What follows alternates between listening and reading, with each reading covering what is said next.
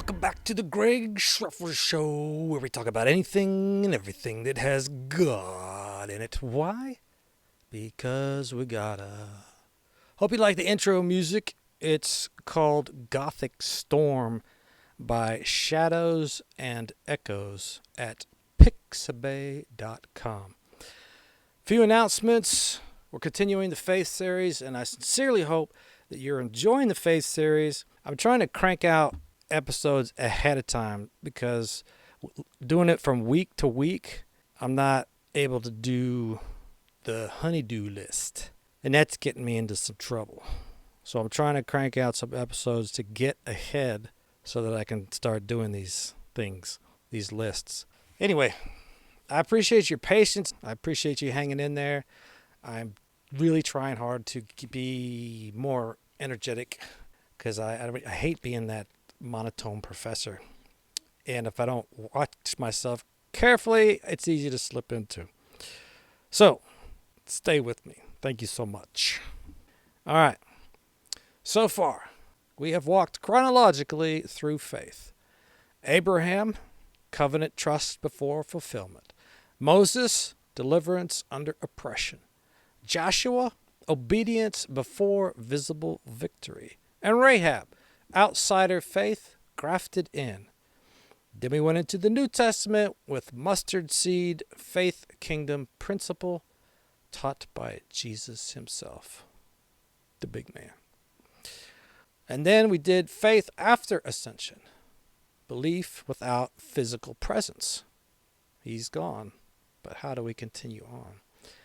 Then we did faith after fire, Acts of the Apostles. I hurt my shoulder in the gym this morning.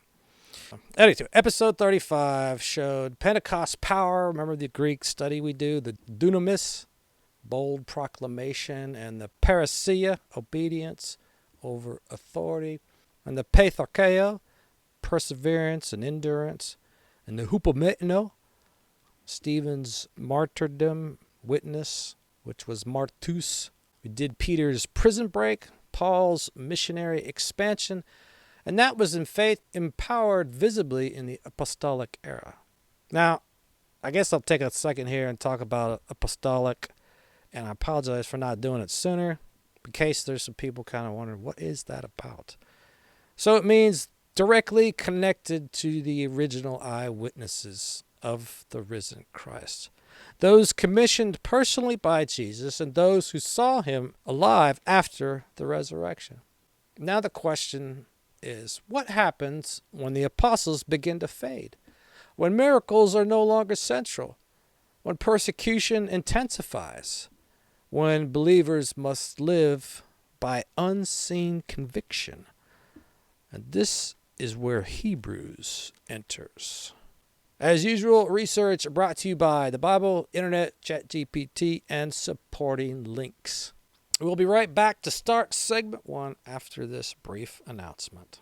This commercial for the Greg Schruffler Show is about content protection and infrastructure initiative. The Greg Schruffler Show produces original long-form commentary exploring faith, culture, history, prophecy, and modern events through a biblical worldview lens. As the show grows, it is critical to establish permanent legal protection and structural stability to ensure long-term distribution and ownership integrity. This initiative focuses on securing and safeguarding the foundation of the show. Thank you for your consideration. All right, number 1, segment 1, fading witnesses. The eyewitnesses begin to fade. We are moving from Acts to Hebrews. Acts shows faith in motion, and Hebrews defines what that faith actually is when visible leadership starts to disappear. Let's begin with the definition of faith. Hebrews chapter 11, verse 1. Now faith is confidence in what we hope for and assurance about what we do not see. I learned that faith is being sure of what we hope for and certain of what you do not see. But that's an older version. And this one that I just gave you is a newer version. By the way, if someone claims to be a Christian, they should know this verse because faith is our bread and butter. I mean, that's like ground zero. So they should know this. All right, so we're going to continue our Greek out. 2 words that we're going to look at are confidence and assurance. Confidence in the Greek is pronounced elenkos, meaning inner conviction, proof, evidence that persuades. This word is used in legal settings for presenting evidence that establishes truth. The next Greek out is assurance. This Greek word is pronounced hypostasis. Then the core meaning, that which stands underneath, foundation, substantial reality. And this word has a range of meaning. Just like in the English, we have the word run, R-U-N, which can mean run with your legs, run a business, run a program. So in the same manner, the Greek has their own type of words. So you have to look at the context to be clear. So in Hebrews 11:1, hypostasis means faith is the foundation beneath hope. It's not a positive outlook. It's not an emotional warm and fuzzy. It's confidence resting on something real, even when unseen. Faith, according to Hebrews, is inward persuasion about outward reality. And in this case, the outward reality is unseen. So this is a critical transition because miracles are no longer constant and apostles are no longer physically present. But Hebrews does not stop at definition. It immediately gives us vertical focus. Hebrews 11:6. Now without faith it is impossible to please him. For the one who approaches God must believe that he exists and that he rewards those who seek him. So now the purpose is clear. Faith is not primarily about surviving Rome. Faith is about pleasing God. So hopefully you can draw the same strength that these early Christians drew about your sucky situation. It's not just about survival, it's about pleasing God.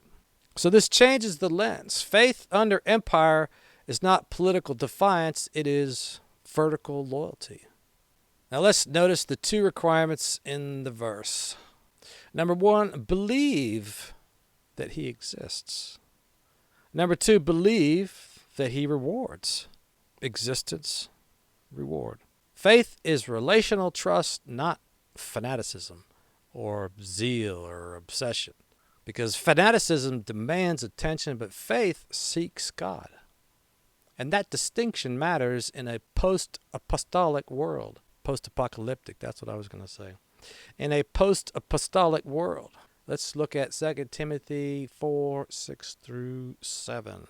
For I am already being poured out as a drink offering, and the time of my departure has come. I have fought the good fight, I have finished the race, I have kept the faith. Is that something that could be said about you? If you were to die in the next 10 minutes, could that be said about you? You fought the good fight. You finished the race. You kept the faith. I mean, we should be living every day to make that our statement. Now, the apostolic era is closing, and you may be thinking, well, let's just get some more apostles. So let's look at the scriptural qualification for this office of apostle. And that's in Acts 1:21-22, the NLT. So now we must choose someone else to take Judas's place and to join us as witnesses of Jesus' resurrection. Let us select someone who has been with us constantly from our first association with the Lord, from the time he was baptized by John until the day he was taken from us into heaven. Do a little Greek out on this word, witness. We've examined it before, martus.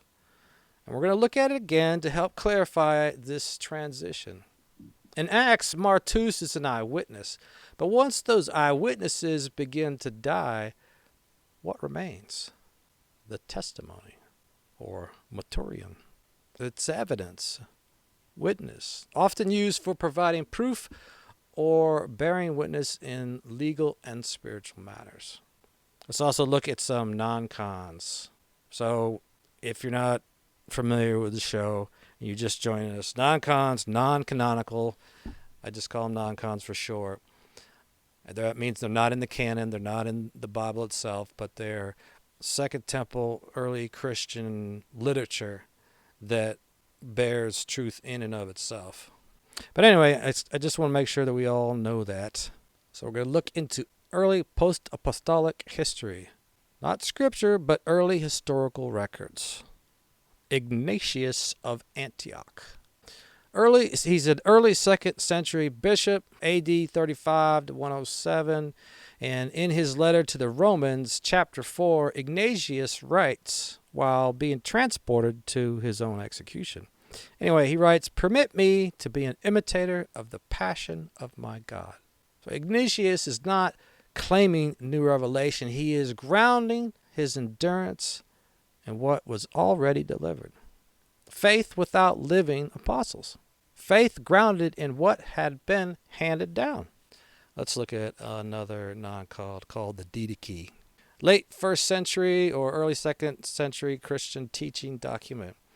In Didache, chapter 4, verse 13, believers are instructed, "You shall not forsake the commandments of the Lord, but you shall guard what you have received." Guard what? What did I receive? Guard the gift of salvation. Now, the gift is available, but it is also optional. You have to accept the gift. But it's an important gift. And it does require you to guard it because you can lose it if you're not careful. So this is preservation of salvation. It's not innovation. It's not spectacle. Preservation. Let's look at a scholar, Dr. Craig Keener, professor of New Testament, Asbury Theological Seminary.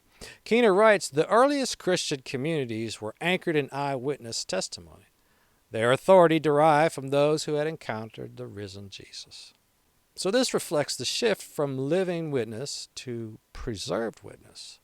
Let's look at another scholar, Chuck Missler, founder, Koinonia House, Bible teacher, author, engineer. Missler observed that Hebrews is written to a generation under pressure, urging them not to drift from what has already been established. So Hebrews does not introduce new revelation. It reinforces endurance and what has already been revealed. Why does that matter? Acts equals faith demonstrated publicly through apostles. And Hebrews equals faith demonstrated through believers when apostle visibility decreases. So as eyewitnesses fade, faith must mature from spectacle to conviction. Not weaker, but deeper. Next, under pressure. Ding ding ding ding ding ding ding ding ding ding. Under pressure. Faith under pressure. So we now move from definition to endurance. Hebrews 11:35 in the ESV, English Standard Version. Women received back their dead by resurrection. Some were tortured, refusing to accept release so that they might rise again to a better life. And the word we're going to Greek out on is tortured. It's pronounced tumpanitzo, meaning to beat, to stretch on an instrument of punishment, to execute through prolonged suffering. Now, for your entertainment, I'm going to present to you 10 torture techniques that the early Christians were exposed to. Number 10, and this, I actually would prefer you actually read the article. It's going to be in the show notes because it's very interesting, but I'm just going to cover these quickly. Number 10, cooked to death. Cooked to death. Number 9, dragged to death. Number 8, skinned alive. Number 7, sewn into hides. Yes, they were sewn into hides naked, and then dogs would tear them apart. Number 6, starved to death. Number 5, boiled to death. Now, it's rumored that John, not John the Baptist, the Apostle John, he was exposed to, well, let's say it this way. They tried to kill him, but they could not. And they ended up just putting him in Patmos, which I found interesting. Anyway, number 4, auto da fe, or act of faith. This is when the Spaniards were having their fun. Number 3, ground to death in a mill. It's a big heavy stone that is circular, and donkeys usually power it. Number 2, broken on the wheel. The wheel is also pretty gory. So like a wagon wheel or a chariot wheel, they just take it and they take the arms and legs and stretch them out and secure them tightly. And then you're naked. And then they take something like a sledgehammer and pound your extremities into mush. No recovery from this. Often they also pound your testicles. But each time they break something into mush, they'll ask you, are you ready to renounce your faith? All right, and number 1, guts eaten by pigs. So for this one, they would take corn after they ripped open your stomach, your guts. They ripped open your flesh, shove corn in your intestinal area, and then pigs would come and eat your guts. So you're very much alive when this is going on. Well, these are obviously not metaphorical suffering. It is physical persecution. In Hebrews was written to believers who were either experiencing this or about to. Faith here is not abstract theology. It is endurance under violence. Let's look at Hebrews 12:3 in the NIV. Consider him who endured such opposition from sinners, so that you will not grow weary and lose heart. So we're going to Greek out on the word endured. Pronounce hupomeno, meaning to remain under, to stay instead of fleeing, to persevere beneath pressure. Now, if you're tracking, we've examined this word before in episode 35 in Acts, and we revisit it now intentionally. Because in Acts, hupomeno described apostolic perseverance. But in Hebrews, it becomes the lifestyle of the entire church. It moves from apostolic courage to congregational endurance. Let's look at some non-cons, early Christian historical records. Pliny the Younger. Pliny the Younger is a Roman lawyer, author, magistrate, and governor at this time. But Pliny wrote letters to Emperor Trajan, AD 110 to 112. And he writes describing Christians. They were accustomed to meet on a fixed day before dawn and sing a hymn to Christ as to a God. So what's interesting about this, it's not Christian writing, it's Roman testimony. Even under investigation, believers continued to worship. Faith did not collapse under imperial scrutiny. Let's look at another scholar, Craig Keener. He writes, persecution in the early church did not extinguish faith, it clarified allegiance. Hebrews 12 echoes that clarification. Faith under pressure exposes what is genuine. Ron Rhodes, he's one of our old scholars, president, Reasoning from the Scriptures Ministry, THD, Dallas Theological Seminary. Anyway, Rhodes notes, the early Christians understood that suffering for Christ was not a contradiction of faith, but a confirmation of it. You remember the apostles being happy to be found worthy of suffering for his name? And that is precisely the theology of Hebrews 11:35. Stay disciplined. Let's look at why Revelation still matters here. Revelation reinforces endurance. Now let's jump to Revelation 2:10 in the New King James. Be faithful unto death, and I will give you the crown of life. Faithfulness under empire endurance. Under pressure. Hope beyond death. Now before we begin segment 3, we'll be right back after the following announcement. I want to take a moment to speak directly to those of you who value what we're building here. The Greg Schruffler Show is independently produced. There are no corporate sponsors shaping the content, no algorithmic-driven scripts, and no outside influence steering the message. But independence requires infrastructure. Right now, we're operating on a limited hosting plan, building toward full copyright protection, federal trademark registration, and a proper studio environment that ensures long-term production quality and archival stability. If you believe in independent biblical analysis, cultural commentary grounded in truth, and content that doesn't bend to pressure, you can partner with this mission. You can contribute monthly, or you can choose to fund a specific need: hosting upgrades, legal protection, or studio development. All of it goes directly towards strengthening the foundation. The show is partnered with Give, Send, Go, and GoFundMe. Thank you for your consideration. All right, next. Faith beyond sight. Faith when miracles are not central. So Acts records visible signs. Hebrews prepares believers for endurance without the constant spectacle. This is not a contradiction, it's growth. Hebrews 2:3-4 in the NIV. This salvation, which was first announced by the Lord, was confirmed to us by those who heard him.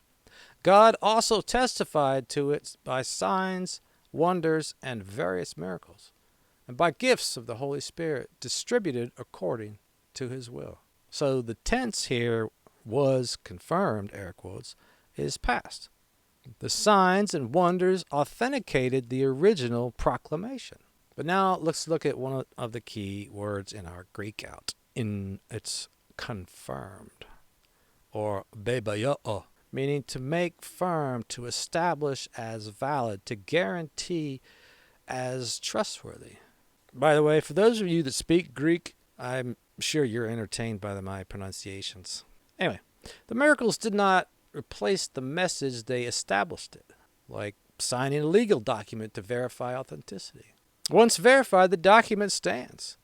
Hebrews assumes the message has already been authenticated. So the church now lives from what has been established. Let's look at 2 Corinthians 5:7, New King James.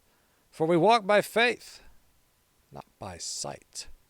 So let's Greek out on the word sight, pronounced eidos, meaning visible form, outward, appearance, what is seen externally. And Paul contrasts visible confirmation versus trust in revealed truth. So faith is not sustained by continual visible manifestation. It is sustained by trust in what God has already revealed. This is exactly the shift from Acts to Hebrews.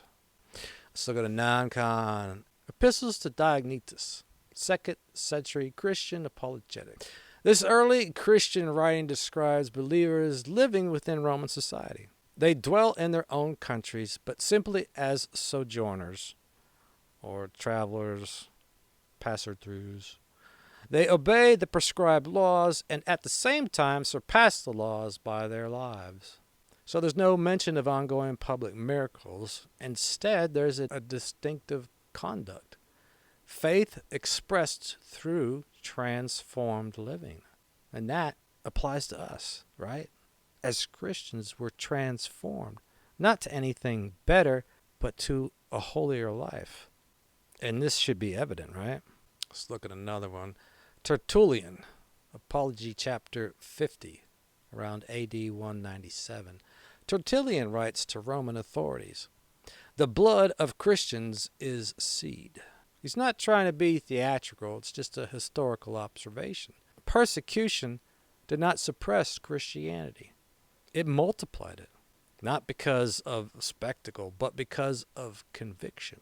Scholar Dr. Craig S. Keener writes in his historical work on miracles, while reports of miracles continued, the central proclamation of early Christianity rested not on repeated spectacle, but on the once-for-all revelation in Christ. The foundation is Christ. The verification occurred. The church continues. Let's look at Dr. Michael J. Kruger, president and professor of New Testament Reformed Theological Seminary. Kruger writes, the authority of the apostolic message did not depend on the continuing presence of the apostles, but on the enduring truth of their testimony. And that is Hebrews theology. established, delivered, persevered. Let's examine a theological movement. So in Acts, miracles accompany proclamation. But in Hebrews, the message stands established. Early church history. Faith persists even when miracles are not central. Not because the Spirit left, but because the foundation was laid. Why does this matter? Faith depends on constant visible signs. It collapses when signs are absent. But if faith rests on what has been confirmed, it endures. Empires cannot undo what God has already established. Next, shrink back. Faith does not shrink back. Hebrews moves from defining faith to commanding endurance. This is no longer a description, but I'll ask you, is it a warning or a reminder? Hebrews 10:32 through 34 RSV. But recall the former days when after you were enlightened, you endured a hard struggle with sufferings, sometimes being publicly exposed to abuse and affliction, and sometimes being partners with those so treated. For you had compassion on the prisoners, and you joyfully accepted the plundering of your property, since you knew that you yourselves had better possessions and an abiding one. Wow. Are we there? Or would we enjoy the plundering of our works? If we take the time to really reflect on this, on what the early Christians went through, our faith is pretty shallow compared to theirs. And that's why I enjoy covering this, because I think it's important to talk about what happened and what the early Christians went through. I don't think it's something that we just lock away in a closet. We need to keep it present in our mind to remember what our roots are, where we came from, and what people did to get us where we are today. Anyway, this is not theoretical pressure. It is public shame, imprisonment, confiscation of property, empire pressure. Now let's look at verse 39. Hebrews 10:39 in the AMP Amplified.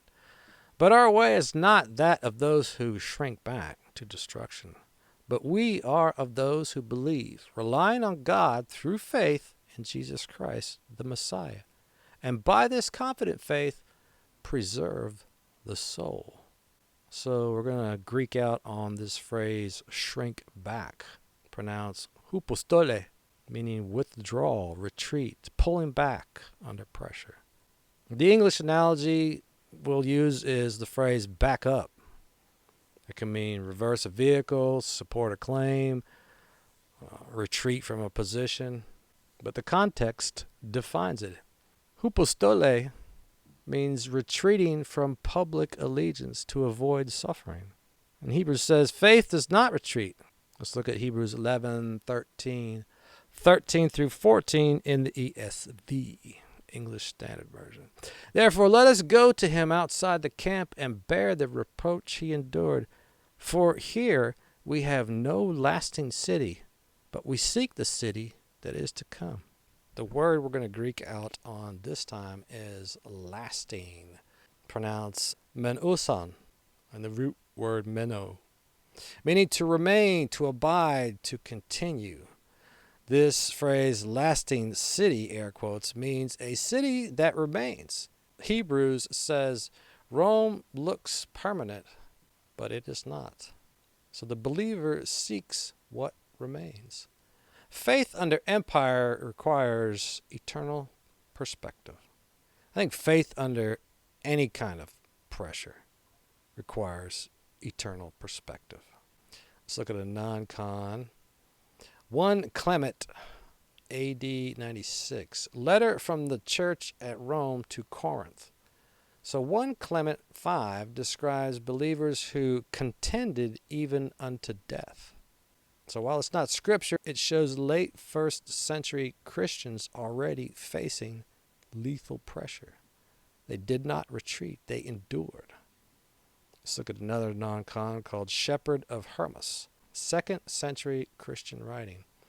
In Vision 3, believers are described as stones being tested under pressure before being fitted into a tower. This imagery reflects Hebrews theology. Testing precedes permanence. Yes, again, it's non-con, but it reflects early understanding of endurance as refinement. Let's look at a relatively new scholar, Dr. F. Bruce, former Rylands Professor of Biblical Criticism and Exegesis, University of Manchester. Bruce writes regarding Hebrews 10. The readers had already suffered for their confession, and the author urges them not to abandon the ground they had gained. What ground did they gain? So if they smashed one arm and hand and fingers, and then they give you a chance to renounce your faith, what would you do? Knowing that if you didn't, they're going to smash the other one. Hebrews is not addressing hypothetical weakness. It is confronting the real temptation to withdraw. Is this something that we would have withstood? This kind of testing? I mean, we're pretty cowardly today in comparison, right? I remember as a teenager in high school, I easily abandoned the faith, because I wanted to fit in. I wanted to be accepted. And that was just from being teased or whatever. Not being in a group, a clique. Dare we stand up for Jesus today? And even if we do, what are people going to do? They're going to call us names. Ooh. When you think about what these people went through. Anyway, Dr. Ben Witherington III, professor of New Testament, Asbury Theological Seminary. Witherington writes, Hebrews calls its audience to public perseverance, not private belief alone. And that is critical. Faith is not internal sentiment. It is visible loyalty. All right, in closing, I'll say this as you listen to rap beats music by Daifongai at pixabay.com. So this is going to be a completion of Hebrews. Hebrews has now shown us what faith is, or the definition thereof, being sure of what we hope for, certain of what we do not see.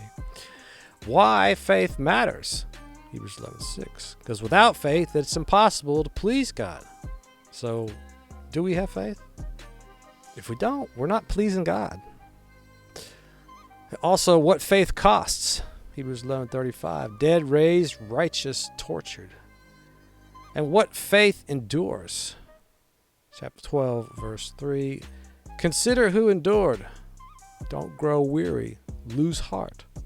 We also learn what faith must not do in Hebrews 10:39. Shrink back, like I did in high school. Where faith is anchored is another thing we learn. Chapter 13, verse 14. This is not our home. We look forward to his return.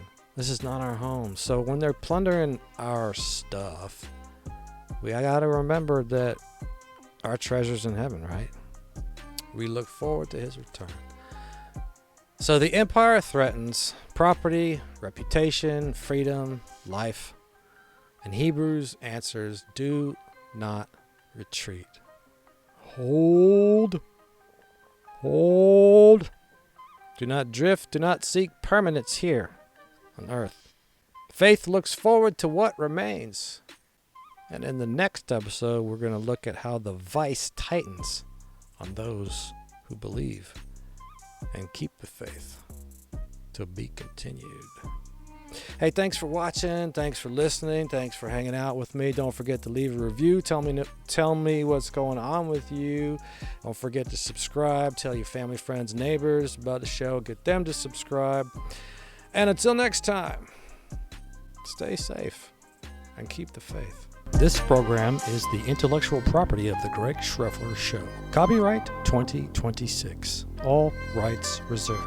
Unauthorized use, reproduction, or distribution without written permission is prohibited.